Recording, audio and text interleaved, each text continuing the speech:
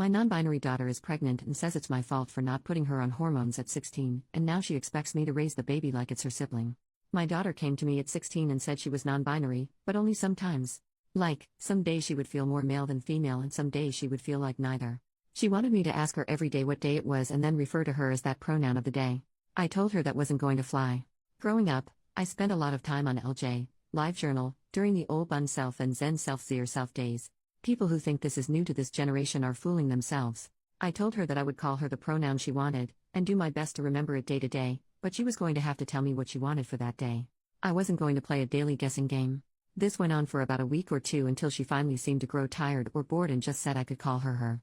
Though she still identifies as non-binary. Fine.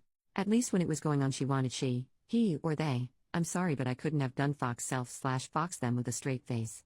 So that's the pronoun story, and looking back where I think things started to go off the handle. Here's my real question. My daughter is now 18, pregnant, and seems to have lost her goddamned mind. Or I'm a jerk. You choose. This year has been a struggle. She wanted to take a break year before she goes to community college but can't keep a job. Apparently retail situations are too phobic against her non-binary state.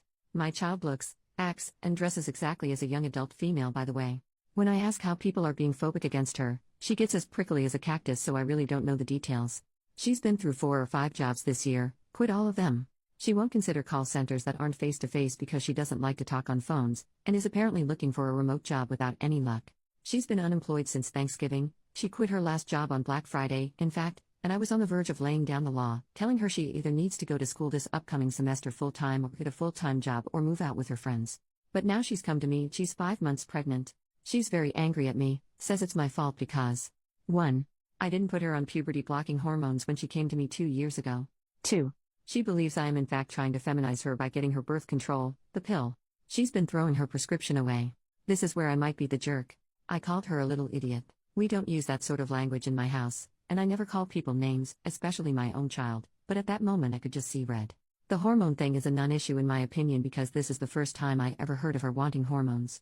What was I supposed to do? Go back in time? As for the birth control, it's also the first time I'm hearing anything about this. There are non-pill options that don't have estrogen. If that was her want, all she had to do was ask and I would have driven her to the doctor myself. Or she could have taken the car she has and done it. She has her own medical card even. Though to be fair, I don't know how she would have managed the copay without a job. I know for a fact her old high school gave out free rubbers like candy because her friends were always giggling over flavored sample packs and even blew a few of them up like balloons and left them around the house one time. She had all the birth control she could ever want and used none of it. It gets worse. We're way past the date of abortion. Again, I would have helped her if this had been her wish.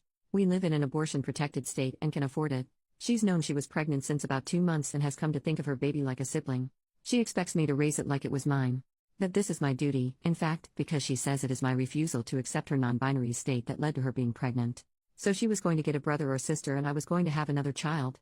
You can say my language grew sterner to versions of get your head out of your ass and congratulations, mommy, you have some hard decisions to make, and I said I would absolutely not raise her baby for her. She also refused to say who the father was. Now that I've cooled down, I'm really hoping she has a secret boyfriend. She does have some friends who were born male, but now also don't identify that way. We didn't even get there as I lost my mind when she said she thinks of her own baby as a sibling and wants me to raise it like my own child. She's locked herself in her room loudly wailing, I feel like crap warmed over. She's been in there for 12 hours, and as she has an attached bathroom, probably won't be coming out until she gets hungry. Considering it's been half a day I think she has snacks stored. I also don't know where to go from here. Being pregnant sucks and messes with your head, so I'd like to blame that in the fear she must be feeling, but I have the bad feeling I either raised a spoiled brat or someone with an emerging personality disorder. So I need to know from people who aren't emotionally involved, and maybe some people who are more in tune with this whole non-binary thing than I am. What do I do to help while also making her responsible for her own child? How can I help my daughter except she must do basically the most feminine thing you can do, give birth and possibly breastfeed, while being sensitive that she's non-binary? Am I just a big jerk here? Typing all this out it feels like my daughter is lost in crazy town. I'm still not raising her baby, but at what point do I drag a legal adult to the hospital? Edit, it's the middle of the night and she has decided to pack some of her clothes and stay with one of her friends. One who I suspect is the baby daddy. Before she left she told me that she already called the police and let them know that she was leaving of her own free will and was not in danger. Like I was going to report an 18-year-old adult as a runaway or something? It was insulting. I told her she needs to work out details if she wants to adopt with a father, and she was welcome back home when she had a plan in place. It was short because I heard her on the way out. I think she just meant to leave without saying anything. Thank you for your kind comments and advice, Reddit. I'm going to sleep. Update 10 days later, I took some time to update because I needed to get my head around it. It still doesn't make sense. My daughter finally unblocked me. She and the person who got her pregnant wanted to talk to me at a public place. We chose IHOP. Although I suspected I knew who her lover was, I was disappointed to find out because they have been a part of my daughter's friend group since high school and was the only one I ever had a problem with and kicked out of my house. They are trans now, but 2 years ago the friend group was watching a movie in the living room, and every time I'd pass by, he was a he then, would lock eyes with me and make really obnoxious, loud, orgasm sounds like that scene in Harry Met Sally. I told him to knock it off and grew sterner when he did it again. Then when I was in the kitchen, he somehow snuck up behind me and was miming jack-off movements with his hand. I turned around and caught him at it. He was still fully clothed, but it was startling and freaky. I kicked him out. So now I'll just call them sperm donor because that's what they are. I'm still calling my daughter and she because I still haven't been told not to by her otherwise. So get off my case on that. Anyway, the IHOP meeting was a shit show. Sperm donor sat with my daughter and went on the attack. Sperm donor's points were: 1. I was poisoning my daughter by making her take birth control. I only helped her get the prescription and would have done everything I could if I knew she didn't want to take the pill. There are other methods. 2. It will take years to fix my daughter after all I did. Not giving her hormones even though I had no idea that was what she wanted. She dropped even wanting to change her pronouns after a few weeks. 3. Abortion is a sin and I am a monster for suggesting it. It's past the date anyway. And 4. I am further abusing her by not taking care of the baby while she fixes herself. I guess they meant it as a temporary situation, which was also new to me. So apparently even though I'm an abusive monster, a bad mother, and so on, I'm even worse for not taking in their baby. At least no one suggested that I raise it like my daughter's sister anymore. That might have been my daughter's thought on it. Sperm donor did most of the talking while my daughter just sat and glared at me, nodding along. It was kind of a whirlwind. The donor pounded the table a few times, and even the waiter knew not to bother us after drinks. Lol. I'm surprised we weren't asked to leave. There was a lot said, mostly by the sperm donor who really seemed to be steering the ship. I asked why donor couldn't take care of the baby and the donor said their parents were even worse than me. I guess my daughter and the donor taking care of the child they created is out of the question. I told them that I would not be raising their baby for them and that adoption is the best bet. They said that if I don't agree to raise it, they'll make sure I'll never see the baby ever. I won't raise their child for them. So that's that, I guess. I feel so many flavors of worried and angry and then worried all over again. I've been around the block and it's never a great sign when the person you're with makes an enemy of your family. That's what sperm donor has done by painting me as an abuser and failed mother who also won't take in their baby. Sounds like the donor has cut themselves off from their own family too. So I'm worried my daughter is in a very controlling relationship with someone who convinced her to stop birth control because they think hormones are too feminizing somehow and that she needs to be fixed. But they still want me to raise their baby. I'm angry that my daughter can just hear this crap and nod along like, yeah, that makes total sense. She is not stupid. I think she's love-blinded. I'm sad and worried for the baby. A couple commenters suggested I wanted nothing to do with the baby because I wouldn't agree to raise it as my own. No, in a perfect world, I would want a normal grandmotherly relationship, or at least know that the child is safe and has been adopted into a loving family. I don't care what my daughter does with her gender or her body as long as she doesn't hurt herself. I want her to be in a happy relationship with someone who values her for who she is. Sperm donor kept using the word fix, which I see as another terrible sign. It's bad all around. My house is empty. It feels like my adult daughter has run off to join up with some weird church cult thing who tells her that up is down. That not using birth control, not getting an abortion and then expecting others to take care of the child is all a-okay. Oh, and that she's a problem and needs to be fixed. I texted her and said I would be there for her, but sperm donor was still not welcome in the house. I think I'm blocked again. She's a legal adult. I'm not sure what else I can do at this point.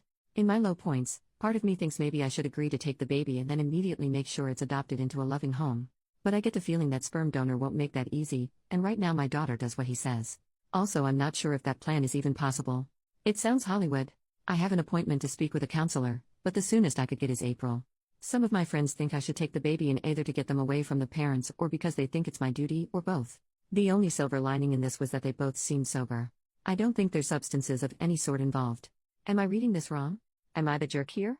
OP left an update in a comment. I logged in and received a large amount of requests for an update. Unfortunately, I do not have one. I have not seen or heard from my daughter since the last meeting, and I believe she has changed her phone number.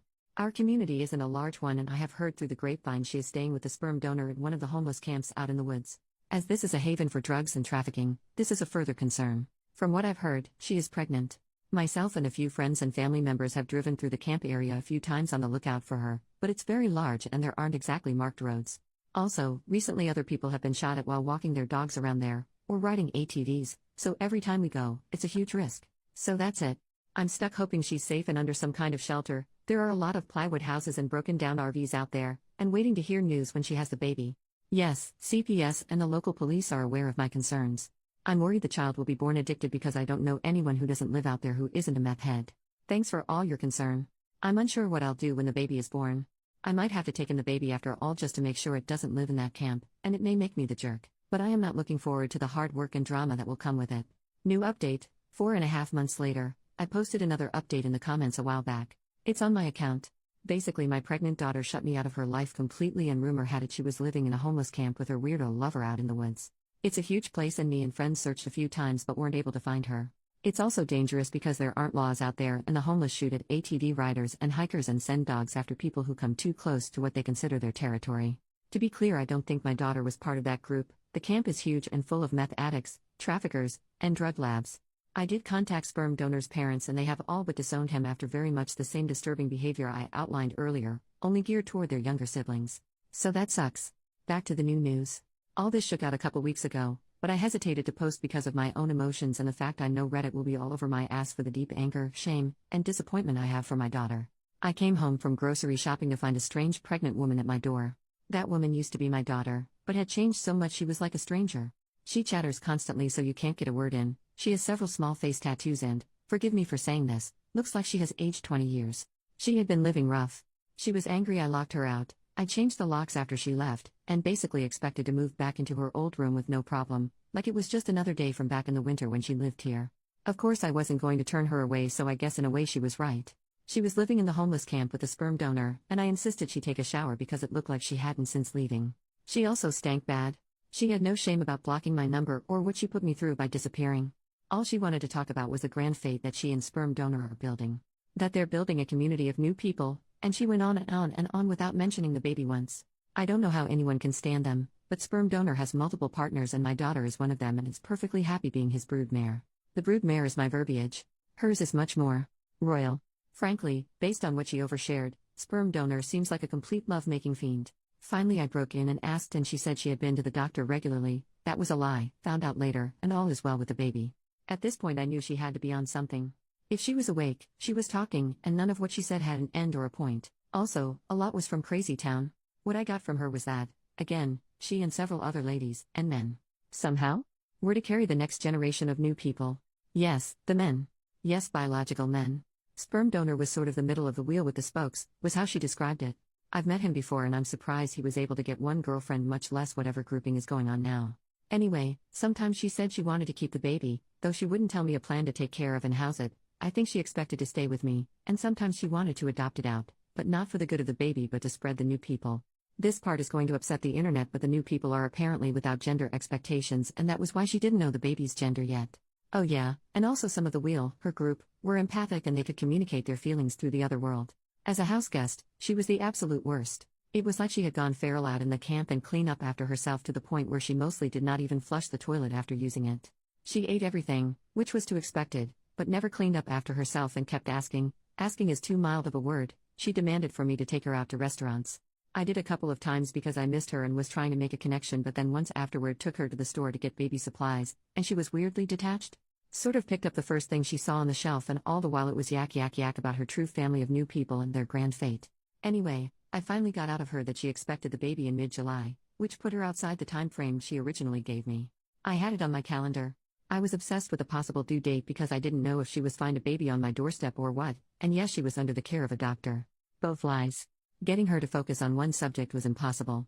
She would only stop talking long enough to take a breath and only listen long enough to you to stop for your own before she'd launch into a new thing, usually around sperm donor, who she loved but was nowhere in sight and was chilling back at the camp with the rest of his breeding stock or whatever. Basically I was waiting for her to come down off whatever high she was on, when she went into full-blown labor. It was a complete shit show. She was having pains but her water hadn't broken yet. At the hospital it came out that she had not been to the doctor once for the baby. There are programs in our state that cover pregnancies, so that put her at high risk, so she was admitted immediately. That's when the switch flipped and she became hateful against nurses and doctors. She said the worst things and they were absolute saints in return. She also had, delusions of grandeur and told them she was their queen and accused them of trying to punish her. It was so wild. I can't even describe the monster she became. So hateful. Racist, vicious, and the worst things you can say to people, she said them. She wasn't in hard labor yet, so it wasn't entirely the pain. I pulled one nurse aside and told her where she had been living and that I suspected substances, though I hadn't caught her using yet. They were so professional and gave her painkillers that helped her mood. Not gonna lie, they doped her up because she was acting wild. Imagine my surprise when her blood work came out clean. I wasn't there for the birth because she didn't want me in the room with her, and heaven help me, I was a little relieved because I was ashamed of her behavior, but I did talk to a social worker on staff to let them know everything I did. The lady was very nice but couldn't speculate officially on my daughter's mental state. I said she had to be bipolar or manic or something because her behavior was not normal, but she asked if she had threatened to unalive herself or harm the baby, and she hadn't. They can't step in until there's a threat. Miraculously, the child was born at a good weight and healthy, and not addicted.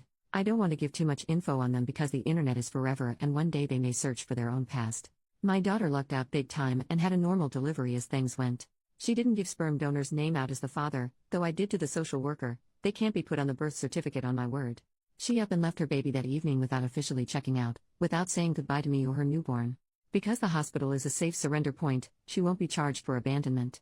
CPS asked if I wanted to take the child, and though it tore me up, I said no. There are a lot of reasons for why. A big one is I don't want to be held hostage to my daughter's whims, and especially sperm donor. I don't want to be on the hook for more children which are likely coming. Also, look at my daughter. I did my best, and she still turned out this way. Maybe I shouldn't try again. I know getting a new family is almost the best thing that could have happened for the baby, even with problems with the foster system. It has to be better than the camp. But I feel like crap about it even now.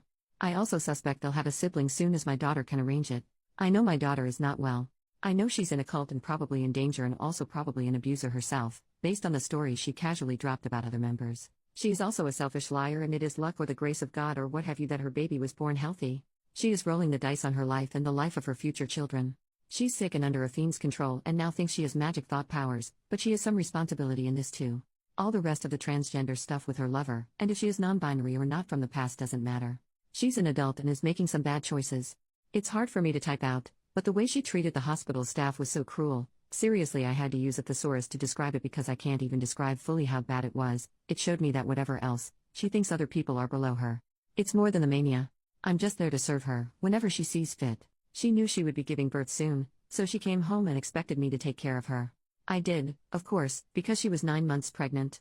And the second she didn't have any more need of me, or the baby she had just given birth to, it was easy to take off again. I listened to her for days and she expressed no feelings of hope for the baby other than a vehicle to spread their movement. No worry about their future life, and no more comments on me raising them as a sibling. She made the choice to leave and go back to sperm donor's harem or will or whatever. Sick or not, I'm ashamed to have raised someone with these kinds of values. Mentally ill people aren't bad people, but she has gone beyond merely bad choices. I haven't totally written her off and she may come back to sanity, but since all indications are that I'm blocked again, I'm going to think long and hard about boundaries and possibly moving. I'm worried about one day finding a bunch of cultly weirdos on my porch. So that's it. I don't know what to do. It's not like I have the resources to pay someone to deprogram my daughter, and that sounds very Hollywood. I need a realistic goal. It's more than just a cult. She needs a checkup from the neck up, and I don't have a legal standing to do anything. At least the baby is safe. That's the one bright spot. Thoughts are welcome and, forgive me, any realistic suggestions, or just tell me if I'm way off base and I'm the jerk here. This has been a hell of a year and such a spiral. A year ago I had a somewhat of a slacker teenager under my roof. Now all of this.